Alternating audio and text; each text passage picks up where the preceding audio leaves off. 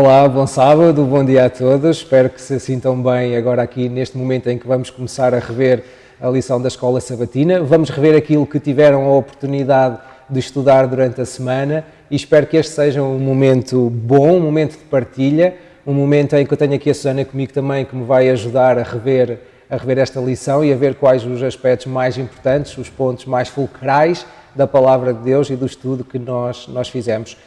Em casa eu espero que também que possam ter o vosso trimensário. Se não têm o vosso trimensário, existem diversas formas de vocês o conseguirem obter através da internet, através do site da UPAS, da União Portuguesa dos Adventistas do Sétimo Dia. Vocês conseguem obter lá o trimensário para poderem seguir e nós esperamos que o façam para também poderem então acompanhar aquilo que vai ser dito. Ainda antes de nós começarmos propriamente a revisão, eu gostaria que nós tivéssemos um pequeno momento em que vamos inclinar as nossas cabeças e fazer uma breve oração. Querido e bondoso Pai, graças te damos por podermos estar agora aqui na tua casa, Senhor, prontos para rever aquilo que fomos estudando durante esta semana. Prontos para rever aquilo que a tua palavra tem para cada um de nós, os teus ensinamentos para que vivamos aqui melhor a cada dia e, Senhor, sempre com os olhos colocados na eternidade que iremos passar contigo. Obrigado, Senhor, pela redenção que tu conseguiste. Obrigado, Senhor, porque já o príncipe deste mundo é vencido e tu nos queres mostrar, através do estudo do livro do Apocalipse, Senhor, que é um livro de boas novas, um livro de alegria e um livro de certeza e de esperança. Peço-te que o teu Santo Espírito possa estar aqui no nosso meio, neste momento, que tudo o que vai ser dito, falado, tudo o que vai ser estudado, possa ir de encontro com a tua vontade e possa, acima de tudo, servir para que nos aproximemos mais de ti e tenhamos um verdadeiro relacionamento contigo. São estes os favores que te peço e te agradeço, em nome e por amor do nosso Senhor Jesus Cristo. Amém. Amém. Então, e nós começámos então há 2 semanas, esta é a 3ª semana, começámos com o tema de Apocalipse. É um livro bom de se estudar, embora tenha muita simbologia, às vezes muita imagética, algumas coisas que às vezes podem até ser um bocadinho difíceis de perceber, mas na realidade, tal como nos diz o nosso tema, a luz brilha nas trevas e a luz da revelação vai brilhar de forma a que este livro seja para nós uma bênção e para aqueles também que nos estão a assistir seja também uma bênção. A nossa lição, a lição número 3, diz mesmo a luz brilha nas trevas e o verso áureo, que é de João 12:35, diz assim: Disse-lhes, pois, Jesus, a luz ainda está convosco por um pouco de tempo. Andai enquanto tende luz, para que as trevas vos não apanhem, pois quem anda nas trevas não sabe para onde vai. Ora, no último livro da Bíblia, no Apocalipse, e nós vamos perceber que existe aqui, nós conseguimos ver que existe aqui um conflito entre a luz e um conflito entre as trevas. E as trevas são simbolizadas sempre por Satanás, por Lúcifer. E ele é descrito de 2 maneiras distintas. Em Apocalipse 12:9, ele é descrito quer como um dragão, quer como uma serpente. Esta fase de dragão, esta fase em que nós estamos habituados a ver a imagem do dragão como algo poderoso, algo forte, simboliza um pouco a destruição que veio, a perseguição que veio, todo aquele extermínio que houve de milhares de cristãos logo no início do cristianismo pelo Império de Roma. Satanás tentou maquinar a destruição do povo de Deus, os cristãos primitivos, através desta destruição. Mas aparece-nos aqui também serpente. E o que é que tu entendeste aqui como serpente, Sara? O que é que tu achas que é esta parte mais ardilosa? Este tema do grande conflito não vem apenas só em Apocalipse, este é o culminar. Nós vemos desde o Gênesis. E aí nós vemos então a serpente logo no início, no Éden. Nós vemos Satanás a tomar o corpo de um animal bastante astuto, e é esse realmente o papel dele. E vemos aqui uma função diferente, a função de não a parte do confronto físico, da perseguição, do dragão, mas vemos aqui o aspecto subtil da dúvida, da mentira. E vemos realmente que Satanás vai adaptando as suas estratégias para levar a que cada vez mais pessoas tomem o seu lado neste grande conflito. Ok, mas nós também conseguimos ver, e isto é só o resumo da nossa lição, nós também conseguimos ver que ao longo do tempo Deus nunca desamparou o seu povo e manteve-se sempre fiel e manteve-se sempre próximo daqueles que quiseram conservar as suas verdades através do estudo da palavra e que quiseram manter ao longo do tempo aquilo que era descrito na Bíblia, as suas leis, os seus ensinamentos. E este é um conceito que nós vamos acompanhando ao longo do tempo e vamos acompanhando ao longo do estudo do livro do Apocalipse, mas se nós formos a Apocalipse no versículo 14, no capítulo 14 e no versículo 12, nós vamos ler uma descrição exatamente de quem é este povo e de quem é este remanescente, que é um tema que vai sendo, e é um termo que vai ser utilizado várias vezes para descrever aqueles que se mantêm fiéis aos ensinamentos e aqueles que se mantêm fiéis à palavra de Deus. E diz assim, em Apocalipse 14, 12, diz: aqui está a perseverança dos santos, os que guardam os mandamentos de Deus e a fé em Jesus. Portanto, esta é a característica, ou são as características que vão de facto definir o povo de Deus, aqueles que se mantêm fiéis a Nosso Senhor e que se mantêm fiéis à palavra de Deus. Ora, na lição de domingo nós temos uma parte um bocadinho diferente. Temos aqui o antagonismo entre duas personagens. Que duas personagens são estas? As duas personagens do grande conflito, que é Jesus, de um lado, com características, com caráter completamente contrário ao de Satanás. E isso também vinha no próprio título da lição. Jesus como a luz, como aquele que é o caminho, é a verdade, é a vida. E por outro lado temos Satanás como aquele que procura a morte, a destruição, a mentira, o engano. E que é descrito como o próprio pai da mentira. Ou seja, é quase como se estivesse a dizer: a mentira e a falsidade que existe no mundo foram criadas por Satanás. Ele é o autor original. E nós conseguimos ver que Deus é verdade, mas diz-me uma coisa: Deus era verdade apenas no tempo de Israel, apenas era a verdade para aquele tempo, ou Deus é a verdade também para nós hoje? Se assim fosse, a Bíblia também só era importante para aquele tempo e não para nós hoje. Se a Bíblia é a revelação da vontade de Deus, do caráter de Deus, se Deus é um Deus imutável, o Deus eterno, então permanece a sua vontade, a sua palavra, Ele é o mesmo, e isso é realmente o que nos deve cativar ainda mais, é que temos um Deus que não é algo que mude com os tempos. Exatamente. É algo onde nós conseguimos uma segurança, é a nossa rocha eterna. E se nós formos, por exemplo, é o próprio Deus que diz isto. Ele diz: eu sou imutável. Quando Moisés está em Êxodo, e se nós formos a Êxodo, ao capítulo 3, versículos 13 e 16, nós vemos que Moisés pergunta a Deus, diz assim: eis que quando eu vier aos filhos de Israel e lhes disser: o Deus de vossos pais me enviou a vós outros, e eles me perguntarem qual é o seu nome, que lhes direi eu? E ele disse a Moisés: eu sou o que sou. É assim que Deus se refere a Ele próprio: eu sou o que sou. Disse mais: assim dirás aos filhos de Israel: eu sou, me enviou a vós. Disse Deus ainda mais a Moisés: assim dirás aos filhos de Israel: o Senhor, o Deus de vossos pais, o Deus de Abraão, o Deus de Isaque, o Deus de Jacó, me enviou a vós outros. Ou seja, é um Deus que é imutável, é um Deus que vem de gerações em gerações, Ele é o mesmo. Portanto, nós sabemos que a verdade também é um conceito que não muda. A verdade será a verdade dita por Deus e criada por Deus desde o início até ao fim. E nós conseguimos ver isso em todas as profecias que já se cumpriram. Cumpriram-se tal como Deus diria que elas iriam ser cumpridas, e só falta uma, que é a grande volta do nosso Senhor Jesus. Mas existem algumas estratégias que Satanás utiliza para também minar a nossa confiança na palavra de Deus. Consegues falar um pouquinho disso? Exatamente como ele fez com Adão e Eva. Primeiro, criar desconfiança na palavra de Deus, não é exatamente como Deus diz. Depois, contradizer e contrariar completamente. Citar até as Escrituras é uma das estratégias de Satanás. Satanás também conhece as Escrituras. Se para ele é importante, quanto mais para nós. É realmente interessante vermos que, como Satanás, logo no início do ministério de Jesus, procurou tentá-lo, e nós vemos como é que Jesus se defendeu, não é? Sim. Nós vemos Jesus quando foi tentado, e vemos isso em Mateus no capítulo 4. Ok, vamos então abrir.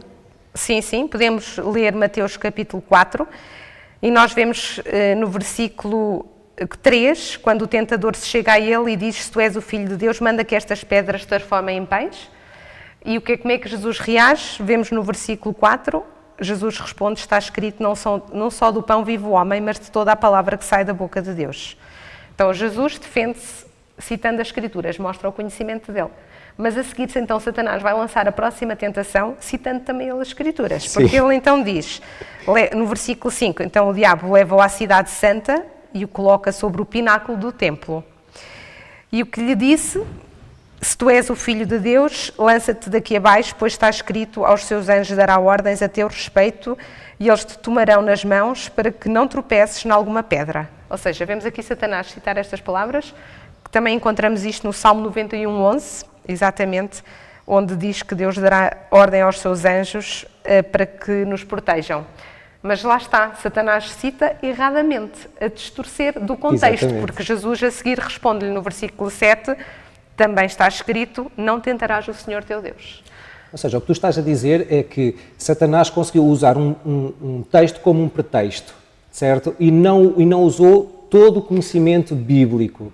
Ele focou-se apenas numa pequena porção, distorceu o contexto, ou seja, usou ao seu entendimento para fazer valer o seu ponto de vista e criar, por assim dizer, uma armadilha para Jesus. Mas Jesus, sendo Jesus, conseguiu responder exatamente neste sentido, que é utilizar todo o conhecimento bíblico, não apenas aquele pedaço. E é isso que nós também, é uma advertência para nós hoje em dia. Nós não devemos, se calhar, focar-nos apenas num pequeno pedaço da Bíblia, mas devemos compreender todo o conceito. Mas esta realmente a estratégia de Satanás é fazer-nos, como o título da lição nos dizia, fazer cedências, pequenos compromissos que nós vamos cedendo, que subtilmente vão minando a nossa confiança na palavra de Deus. Sim. E ele também teve outra estratégia, que foi de manter o povo na ignorância ao longo dos séculos, ou seja, e privá-los do acesso à palavra de Deus. Nós sabemos, historicamente, que não era fácil adquirir uma Bíblia, não era fácil. O povo foi mantido na ignorância durante muito tempo, não tinham acesso à cultura que era necessária, ao ensinamento, à escolaridade que era necessária para poder ler. As Bíblias estavam na posse de pessoas muito restritas que usavam exatamente estes ensinamentos, usavam, infelizmente, uma estratégia muito semelhante à que Lúcifer utilizava, que era de utilizar apenas passagens em seu belo prazer. Nós sabemos que mais tarde, com a massificação, com Gutenberg, com a imprensa, nós sabemos que a massificação da produção das Bíblias leva a este conhecimento. E, acima de tudo, nós não nos podemos esquecer do grande privilégio que temos de ter a Bíblia à nossa disposição e de pensar na quantidade de pessoas que deram a sua vida para que nós hoje possamos ter este privilégio e que, às vezes eu falo por mim, que às vezes até negligencio e não estudo com tanta avidez como deveria fazer. A raridade torna uma coisa mais valiosa, não é? Exatamente, e nós vemos isso até, e vamos ver mais à frente, até os primeiros cristãos, mesmo com este amor imenso que tinham, eram levados à morte e não negavam a sua fé, não negavam. Há uma advertência que é feita já na lição de segunda-feira, que no meio das congregações, no meio das igrejas, podem surgir problemas, podem surgir pessoas que tentam terminar, ou que tentaram em tempos anteriores, terminar com este movimento, com o movimento cristão inicialmente. E nós vemos isso em Atos 20, 27 a 32. Eu vou tentar ler. Isto é uma advertência de Paulo, Atos 20, 27 a 32, e diz assim: porque jamais deixei de vos anunciar todo o desígnio de Deus. Atendei por vós e por todo o rebanho, sobre o qual o Espírito Santo vos constituiu bispos, para pastoreardes a Igreja de Deus, a qual ele comprou com o seu próprio sangue. Ora, antes de eu continuar a ler, eu queria só ressalvar aqui duas pequenas coisas. Uma é que é o Espírito Santo que diz que vos constituiu bispos. Ora, a palavra bispo nós estamos habituados a usá-la num termo diferente, um termo eclesiástico, um termo de uma hierarquia. Mas bispos, no seu original latino, a palavra é episcopos, que quer dizer guardião ou vigia. Ou seja, os líderes da Igreja. Ou seja, o Espírito Santo constituiu líderes, guardiões, e repara que a responsabilidade deles é tão grande porque vê qual é o valor da Igreja para Jesus. Ele diz, o qual comprou com o seu próprio sangue. O rebanho, e a palavra rebanho é entendida como o conjunto de pessoas sobre os quais é expresso cuidado, sobre os quais é expresso esse cuidado, foi comprado com o próprio sangue de Cristo, quão grande é a responsabilidade dos líderes das igrejas de que não se introduza estes problemas que vamos falar a seguir, que diz: eu sei que depois da minha partida entre vós penetrarão lobos vorazes que não pouparão rebanho, e que dentre vós mesmos se levantarão homens falando coisas pervertidas para arrastar os discípulos atrás deles. Tu consegues distinguir aqui um bocadinho o que é que são estes lobos cruéis e homens que falam coisas pervertidas? Aqui o aspecto de lobos cruéis faz-nos lembrar, até mesmo nos tempos bíblicos, a parte dos rebanhos que existiam mesmo das ovelhas. E perante o rebanho surge-nos a figura sempre do pastor. O pastor que se identifica com as ovelhas, que as ovelhas o conhecem, e aqui Paulo usa este paralelo de Cristo como o bom pastor. A diferença é que um bom pastor nunca abandona as suas ovelhas, mesmo quando surgem os lobos, que o objetivo é destruir, comer as ovelhas, Exato. não é? Ao contrário, se houver um empregado, um contratado ou um mercenário, como a Bíblia refere, esse não vai enfrentar o lobo, vai fugir. Essa é a diferença. Nós temos realmente um bom pastor. O papel dos lobos é realmente destruir, e é isso que Satanás usa, que é introduzir ideias erradas. Aqui no caso dos lobos, a destruição foi mesmo a perseguição, que nós vemos em termos históricos no primeiro e segundo século. Muitos foram perseguidos pela sua fé, foram torturados dentro da igreja, e nós vemos então depois, na continuidade de Atos, no versículo 30, vemos uma mudança. Vemos já não os lobos cruéis, mas surgirem homens que falam coisas que procuram atrair as pessoas, levá-las a práticas erradas, a desviar as pessoas realmente das práticas instituídas pela palavra de Deus. As práticas que são corretas, podemos dizer assim. Ou seja, lá está, é a continuidade daquilo que temos estado a falar. São as cedências que se vão fazendo, e nós vemos isto também ao longo da história, no século IV e V, são cedências que vão sendo feitas para que se consiga conjugar o paganismo, a adoração de ídolos, de pessoas que têm outras práticas, no cristianismo. E isso tem posto muitas vezes em questão os princípios, a fidelidade à palavra de Deus. E nós vemos isso de uma forma muito subtil. Por exemplo, nós não pensamos, mas aquilo que é introduzido nas adorações, muitas vezes, de cultos religiosos, são ídolos. Sim. Não é? Se pensarmos, um santo é um ídolo. São imagens que foram introduzidas com o intuito, lá está, de conjugar, harmonizar, para que as pessoas pudessem juntas prestar serviços de culto. Também vemos ao longo da história a cedência do dia da adoração, não é? Muito bem. No dia da adoração nós vemos que, biblicamente, desde sempre foi o sábado, e nós vemos o Sunday, que é o dia do sol, adorado pelos pagãos, então para que eles também adorem no mesmo dia. E a nível cristão, como o domingo até é um dia de que Jesus ressuscitou, portanto, transmitir a importância da guarda desse dia para um outro dia. Mas se calhar eu até vou aproveitar aqui, não tem a ver exatamente com este tema, mas é um aspecto importante, porque de facto essa é a justificação, mas nós conseguimos ver que os apóstolos, mesmo após Jesus ter morrido, mesmo após Jesus ter ressuscitado, mesmo após o movimento evangélico ter sido expultado, estamos a falar de Lucas, estamos a falar de Paulo, estamos a falar de Barnabé, estamos a falar de todos os outros que seguiram as suas pisadas, o sábado continuou a ser o dia reverenciado. Esta passagem tem exatamente a ver com o que tu dizias, com a tentativa de harmonizar alguma revolta que existia em Roma naquela altura e harmonizar os dois cultos para de forma a que, penso que foi Constantino o primeiro imperador que se converte ao cristianismo, e para harmonizar os dois cultos então adquire esta introdução toda das imagens, das estátuas que eles existiam, passam a haver santos, passam a haver estas imagens, e aí sim é como tu dizes, essa cedência faz com que desvirtuem aquilo que era a vontade e a verdade que Deus deixou manifesta. E toda a importância que está subjacente, porque sabemos que não é propriamente por ser um dia, é o dia que nos lembra o nosso Criador, de onde nós viemos, quem nos mantém. E é um dia que está plasmado na lei de Deus, é um mandamento. Santificado por Deus. Santificado. Diz mesmo, lembra-te do dia de sábado para o santificares, para o separares, para o tornares um momento aprazível, que eu te deixo como um memorial. É algo que deveria de ser mesmo, e acaba por ser interessante, porque agora é um memorial que vem a ter ressonâncias até em Apocalipse, porque quando há mensagens dos 3 anjos, a primeira é, lembra-te, diz mesmo, é hora de reconhecerem a Deus e reconhecerem-no como o Criador do céu e da terra, aquele que fez, ou seja, a chamada ao reconhecimento de Deus como Criador, que já tem esta ressonância já neste mandamento, no mandamento do sábado, e que é extremamente importante. Ora, e nós temos uma salvaguarda ainda assim, certo? Ao longo do tempo nós vamos tendo uma salvaguarda, e essa salvaguarda que nós temos e que nós podemos ser salvaguardados é pela palavra. Protegidos mesmo. Protegidos pela palavra, certo? Sim. E se nós formos abrir, vamos abrir João no capítulo 17, se formos então a João 17 e formos ao versículo 15, e do versículo 15 a 17, João, capítulo 17, versículos 15 a 17, diz assim: Não peço que os tires do mundo, e sim que os guardes do mal. Eles não são do mundo, como também eu não sou.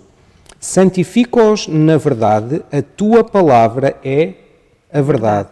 E se voltarmos rapidamente a Atos, onde nós estávamos, se voltarmos rapidamente a Atos e formos ao capítulo 20 e ao versículo 32, nós vamos ler: Agora, pois, encomendo-vos ao Senhor e à palavra da sua graça, que tem poder para vos edificar e dar herança entre todos os que são santificados. Ou seja, pegando neste primeiro de João, ele diz que ele sabe que no mundo nós iremos ter problemas, iremos ter dificuldades. Ele não pede, nem é pedido ao cristão que se afaste do mundo. É pedido que seja santificado na sua palavra. O que é que tu entendes por isto de santificado pela palavra de Deus e como é que isso nos pode proteger da maldade do mundo? Claro que seria muito mais fácil sermos libertos do mal e do pecado se fôssemos postos à parte do mundo. Sim. Mas Jesus não pede isso, nem dos discípulos, nem para nós, porque nós temos uma missão. Precisamos realmente estar no mundo, mas a palavra de Deus deve-nos santificar, deve-nos transformar. Nós acreditamos que estamos nesta terra a preparar-nos para a eternidade e o nosso caráter é preparado aqui. E nós precisamos realmente de ler e de aprender cada vez mais da palavra de Deus para que ela nos transforme, para que nos torne mais semelhantes a Deus. E é aí que nós somos santificados. É um trabalho de uma vida inteira e nós estamos nesta terra para isso também, para que o nosso caráter seja aperfeiçoado. Procuremos, para nós sermos transformados à semelhança de Deus, nós precisamos de contemplar, precisamos de apegar-nos à sua palavra, porque realmente nós só vamos conseguir vencer, mesmo os enganos de Satanás ou as tentativas de nos desviar, se nós nos apegarmos à palavra de Deus, porque ela é a única verdade firme no mundo onde vivemos. A própria lição diz-nos: toda a Escritura é divinamente inspirada, é proveitosa para ensinar, redarguir, corrigir e para instruir em justiça. Mas a primeira palavra é toda. Não só algumas partes. Não só as partes que nos convêm, não é? As pessoas pegam e dizem muitas vezes que só acreditam nestas partes da Bíblia, nas outras não. Ou muitas vezes surgem as ideias de que a Bíblia foi escrita por homens, por pastores, por pescadores e que é a opinião deles. Mas se assim fosse, obviamente não teria validade para nós. A opinião de homens, certamente. Agora, nós acreditamos, e pela integridade de toda a palavra de Deus, pela diversidade até no tempo em que foi escrita, que ela é a vontade expressa de Deus, homens que foram inspirados pelo Espírito de Deus, e é isso que Satanás quer nos fazer logo desacreditar, que é, a Bíblia não é toda inspirada. Porquê? Porque ele sabe o poder que esta palavra tem na nossa vida. Se nós lemos a palavra de Deus, nós somos transformados. E é uma coisa que não é uma escolha nossa, é subtil, é o Espírito Santo a trabalhar dentro de nós. E Satanás sabe a importância que esta palavra também tem para o desmascarar a ele. Exatamente, ou seja, vai colocar, ao fazer tudo isso que tu estás a dizer, ele vai nos mostrar que verdadeiramente Satanás tem um poder muito limitado. Porque o poder limitado que Satanás tem é o facto de ele já ser um inimigo vencido. E isso é o que a Bíblia nos vai mostrar. Mostra-nos o quão perigoso ele é, o quão ardiloso ele é. A própria palavra diz, se fosse possível, enganaria até os escolhidos. Ou seja, porque ele tem muito conhecimento da palavra de Deus. Porque ele tem muito conhecimento da palavra de Deus e ele tem muito conhecimento sobre a condição humana, sobre o homem, e sabe como o que nos motiva, sabe aquilo que as pessoas procuram e sabe como colocar em oposição a vontade de Deus, muitas das vezes, em relação a isso. E é interessante a forma como ele faz, é extremamente ardiloso. Por isso é que ele é descrito como o pai da mentira. E é interessante nós percebermos a importância da palavra de Deus também para o nosso conhecimento de quem nós somos, de onde nós viemos, quem nos criou, porque é que aqui estamos. Se não fosse a palavra de Deus, nós não saberíamos nada sobre, por exemplo, o ministério de Jesus. Que Jesus veio a esta terra, o que Ele fez por nós, morreu, mas também ressuscitou. Sabermos que Jesus está a interceder por nós e que Ele voltará. Precisamos da palavra de Deus. A palavra de Deus é o que dá sentido à nossa vida. Dar-nos fé e certeza por todas as profecias que já foram cumpridas. Nós podermos ler a altura em que elas foram preditas e a forma como elas foram cumpridas e sabermos e termos a certeza de que a última que se falta cumprir, já os sinais que estão descritos na Bíblia, nas palavras sagradas, já estão a ser cumpridos. E isso dá-nos também uma certa força, fé e certeza de que tudo aquilo que foi predito irá ser cumprido. O próprio Martinho Lutero, na altura da Reforma, ele considera de mais importância a palavra escrita, tanto que o lema da Reforma é sola Scriptura, ou seja, apenas a Escritura, unicamente a Escritura. E não apenas, como estávamos a dizer, partes da Escritura. Toda ela é divinamente inspirada e toda ela é extremamente proveitosa para nós conseguirmos ver. E todos os conhecimentos que são, quer sejam introduzidos na Igreja, quer sejam debatidos, devem ser colocados em oposição àquilo que está escrito na Bíblia. E se verificarem verdadeiros, devem ser aceitos e devem ser postos em prática. Caso contrário, não.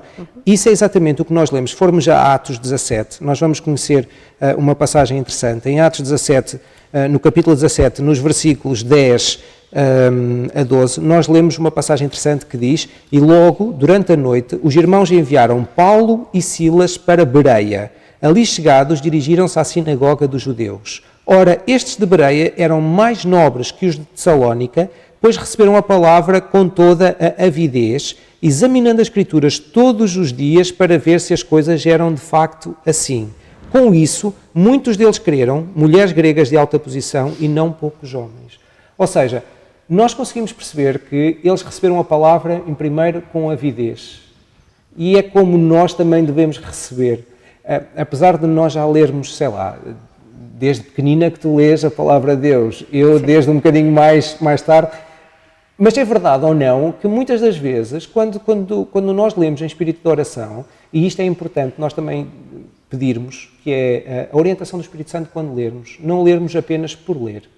Quando nós estamos a ler as palavras do próprio Deus e pedir a orientação do Espírito Santo, que o Espírito Santo abra a nossa mente, nos ajude e nos dê entendimento para compreender as verdades, faz com que esta leitura, muitas das vezes, seja recebida com uma avidez que não existia antes. Nós estamos a conhecer, às vezes já leste o mesmo trecho, sei lá quantas vezes, e é verdade ou não que descobres coisas novas. Parece uma luz diferente. Por isso é que nós, por mais anos que passemos, vamos sempre ter conhecimento para adquirir na palavra de Deus. E até na eternidade vamos continuar a estudar o amor de Deus e tantas coisas que realmente nós nunca conseguiremos compreender perfeitamente. Exato. E podemos estudar a palavra, mas o importante realmente destes textos que tu leste é vermos como eles examinavam cada dia, todos os dias. Cada dia. E que resultados é que isso teve? Isso é extraordinário, porque a seguir diz, com isto, muitos deles creram, mulheres gregas de alta posição e não poucos homens. Ou seja, há uma associação direta entre receber a palavra com alegria, estudá-la diariamente, aprofundar, e com isto creem, ou seja, com isto a nossa fé cresce. As pessoas também acabamos por querer falar daquilo que conhecemos, daquilo que vai dentro, daquilo que nós estudamos. Se tu leres um bom livro, tu vais querer falar dele às outras pessoas. Se tu descobrires algo extremamente interessante na Bíblia, um conceito muito interessante, às vezes até podes nem precisar falar, mas se o colocares em prática, as pessoas notam uma diferença, as pessoas notam que existe alguma coisa que tu estás a fazer diferente e apontas para a origem, que foi a palavra que tu estudaste. Portanto, é muito importante colocar todos os conhecimentos, todas as informações que recebemos, tudo aquilo que vem até nós, contrapô-los com a verdade bíblica. E Isaías também diz isso, em Isaías 8:20 diz, a lei e ao testemunho, se eles não falarem segundo isto, então que não vejam a alva. Até parece um bocadinho duro,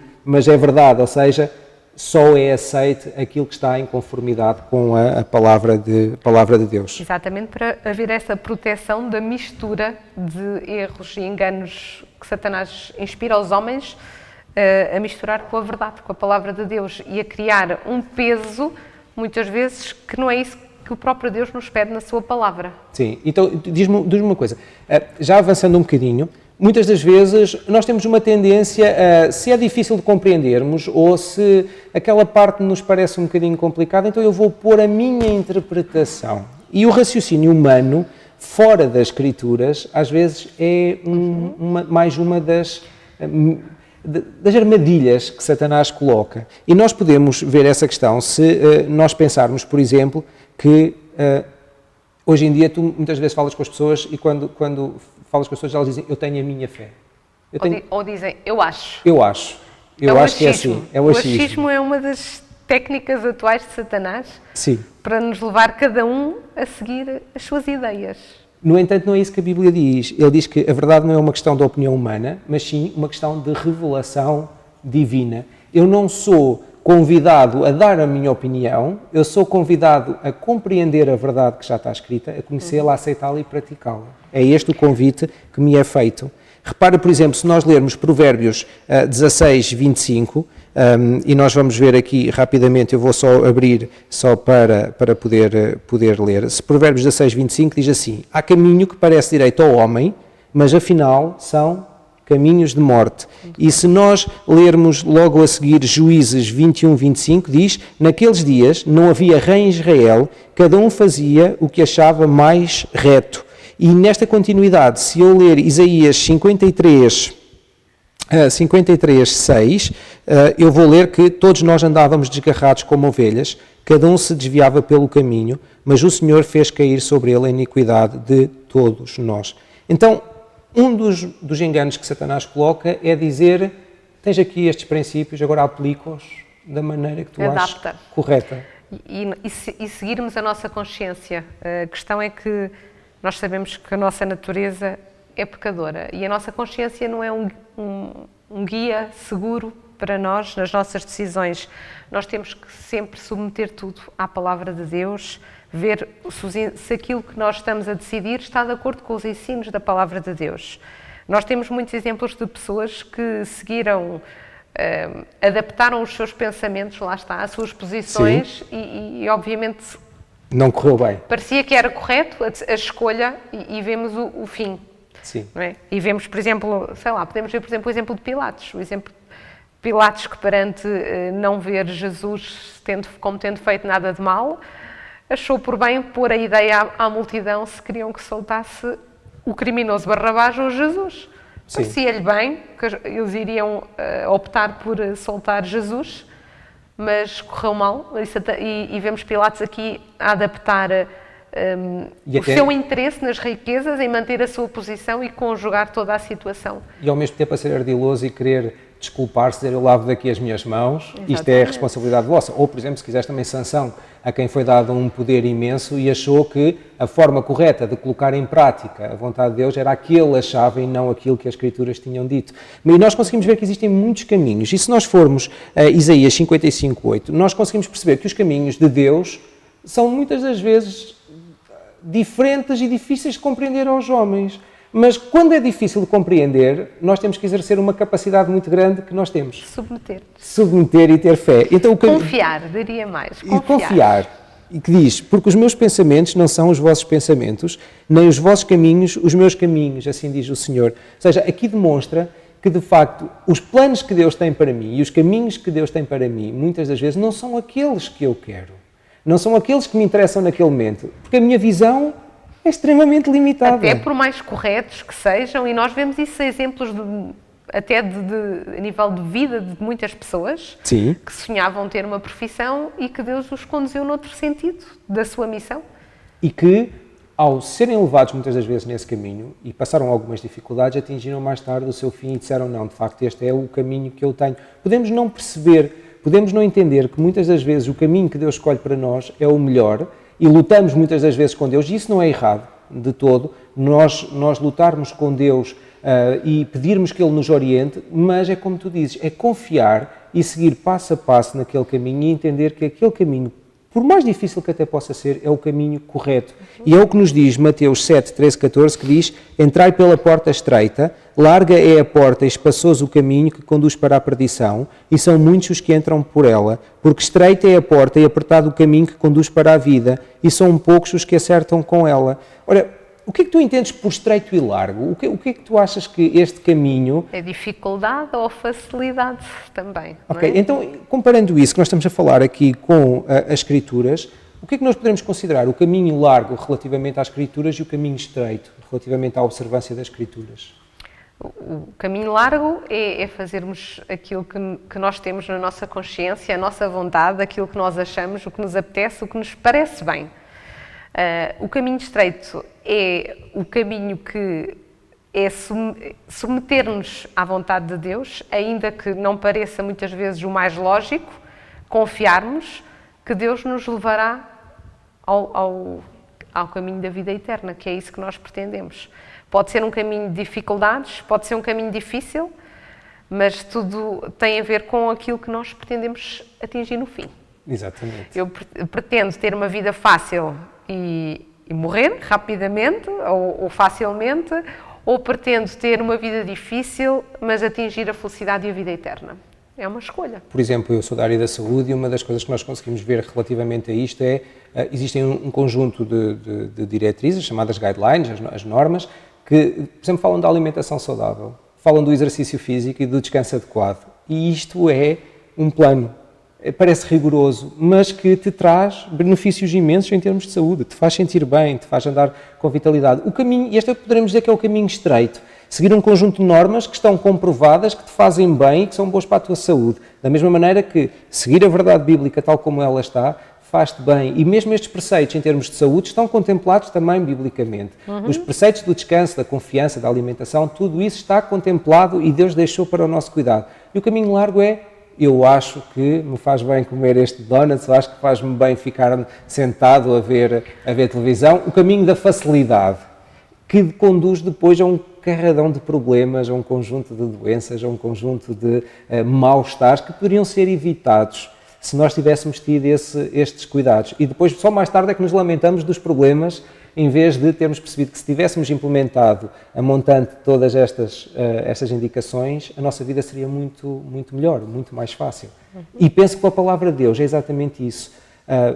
Na altura, nós conhecendo cada dia, como faziam os hebreus, estudando cada dia, integrando cada dia uma pequena porção na nossa vida, vamos continuando neste caminho que nos levará um dia ao lar eterno. Sim, Deus não nos deixou então sozinhos, deixou-nos a sua palavra e Ele cada dia dá-nos o Espírito Santo a trabalhar na nossa mente. O que nós temos que fazer simplesmente é submetermos a nossa vontade ao Espírito de Deus e aquilo que Ele quer para a nossa vida. É esta confiança que nós vamos tendo à medida que lemos a palavra de Deus, que a examinamos cada dia.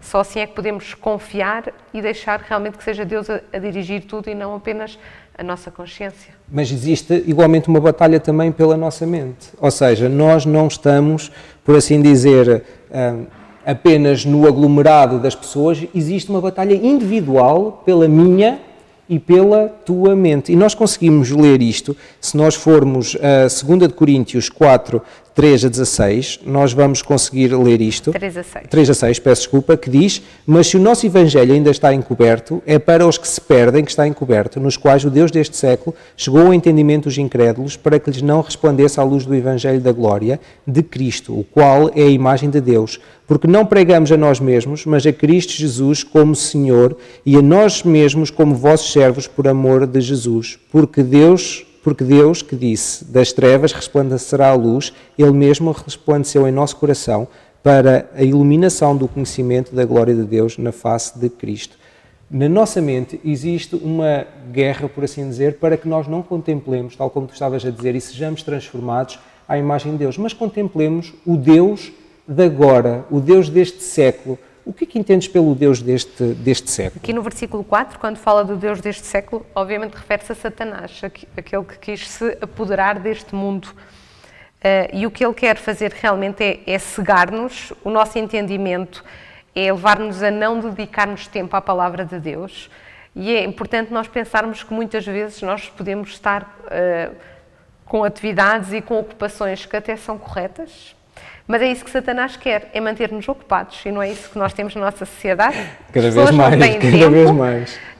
Satanás quer nos levar a excessos físicos, mentais, levar com que nós não nos dediquemos às coisas de Deus e dediquemos cada vez mais às nossas atividades, ao nosso eu, e não temos tempo para contemplar as coisas de Deus e deixar que Ele tome conta da nossa vida e nos ajude.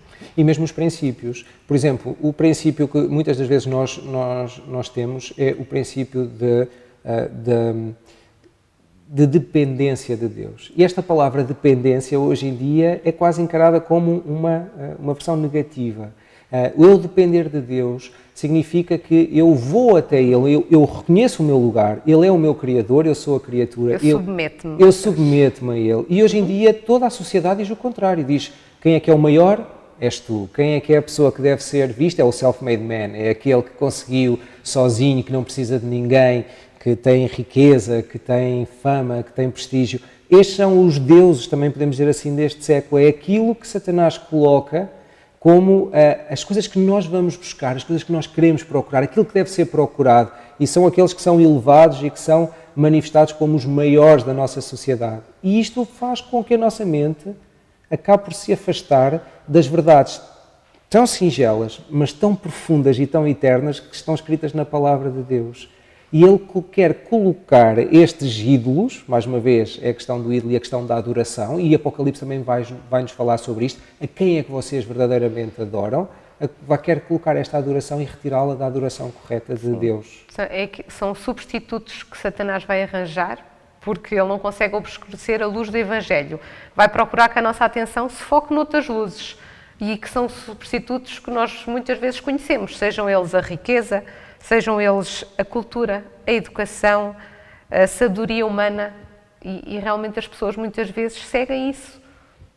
Mas se nós pensarmos naquilo que Jesus fez por nós e não nos esquecermos, como está descrito em João, em João 1, capítulo 1, 4, 5, 9 e 14, que diz assim: a vida estava nele e a vida era a luz dos homens. A vida estava nele em Cristo. A vida era a luz dos homens. A luz resplandeceu nas trevas e as trevas não prevaleceram contra ela. A saber, a verdadeira luz que vindo ao mundo ilumina todo o homem. E no versículo 14 diz: o Verbo se fez carne e habitou entre nós, cheio da graça e da verdade, e vimos a sua glória como do unigênito do Pai. Ou seja, o que Jesus veio fazer foi trazer luz, foi trazer um conjunto, trazer luz sobre até os próprios escritos que já existiam. Ele veio dizer-lhes: ouçam, a forma correta de aplicarmos tudo aquilo que existe é assim.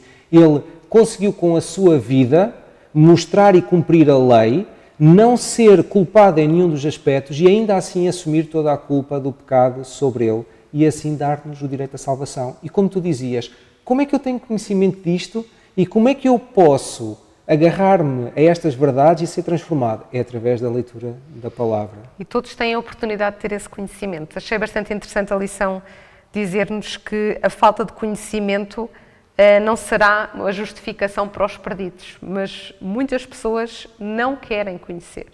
Têm a oportunidade, mas não o querem fazer. Muitas vezes nós sabemos que o conhecimento gera responsabilidade e as pessoas não o querem sequer conhecer. Satanás cega-lhes o entendimento, elas não querem nada com a palavra de Deus, nem sequer querem ouvir falar em Deus. Mas isso não será uma desculpa, não será por essa falta de acesso que as pessoas se perderão. Ou seja, se nós tivermos que resumir e tivermos que resumir a lição, porque já está a terminar também o nosso tempo, se eu te pudesse pedir que tu, numa frase ou num pensamento, resumisses um pouco aquilo que nós falámos, o que é que tu me dirias, como é que tu resumirias um pouco a nossa lição?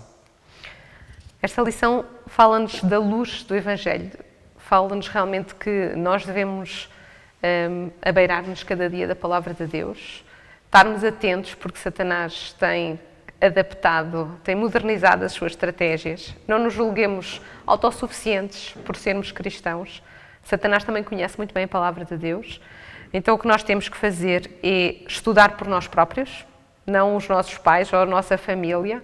Temos que estudar cada dia a Palavra de Deus, estar bem firmados para que quando os enganos de Satanás surgem, nós saibamos também distinguir a voz do Espírito de Deus da voz do inimigo e possamos fazer, como Paulo diz, vigiar. Cada dia vigiar, porque Ele tentará sempre minar a nossa vida, tentará desviar-nos. Ele sabe que o grande conflito está prestes a terminar, ele já está vencido, Exato. mas ele quer realmente que mais estejam no lado de Deus, do seu lado, e contrariamente não estarem no lado de Deus. Porque se nós trairmos a Deus, nós estamos a colocar-nos do lado do inimigo. Automaticamente. Exatamente. Mas Deus sempre terá um povo fiel que vai levar esta luz a brilhar na escuridão deste mundo. E esse povo é o povo que se mantém firme na palavra de Deus, que apenas segue a palavra de Deus. Isso é a parte mais importante, que é o remanescente, que é falado em Apocalipse, que vai sempre buscar a verdade de Deus, a lei de Deus e o seu testemunho, que é algo que é extremamente importante. E que nós possamos sempre fazer parte, e é nosso desejo, é o nosso intuito, que façamos parte deste povo. Para terminarmos mesmo a revisão da nossa lição, e eu espero que tenham acompanhado e que tenham gostado dos temas que foram falados, incentivo-vos e convido-vos a que continuem a estudar todas as semanas as lições que são apresentadas, para que ao sábado possamos rever e possamos partilhar e possamos participar nesta revisão, que é sempre melhor quando sabemos que do outro lado também estudaram e também se envolveram neste estudo. Mas para nós terminarmos, eu ia-te pedir se tu nos podias despedir com uma oração. Claro. Querido e bom Deus, muito obrigada, Senhor, pela oportunidade que temos de ter a Tua palavra, Senhor. Obrigada porque te preocupas com cada um de nós. Obrigada, Senhor, pela promessa do Teu Santo Espírito e pela promessa de que estás connosco, Senhor. Que Tu nos ajudes, enquanto vivermos nesta terra, a preparar-nos realmente para a eternidade, que Tu possas transformar o nosso caráter, que nos ajudes cada dia a sermos mais semelhantes a Ti, Pai. Que Tu ajudes o Teu povo a ser fiel, a procurar a Tua orientação e não a nossa mente, Senhor, que sabemos que é falível. Que Tu cada dia nos purifiques, nos ajudes. Te pedimos e agradecemos em nome de Jesus. Amém. Amém. Continuação de um bom sábado para todos e esperamos ver-vos em breve. Bom sábado.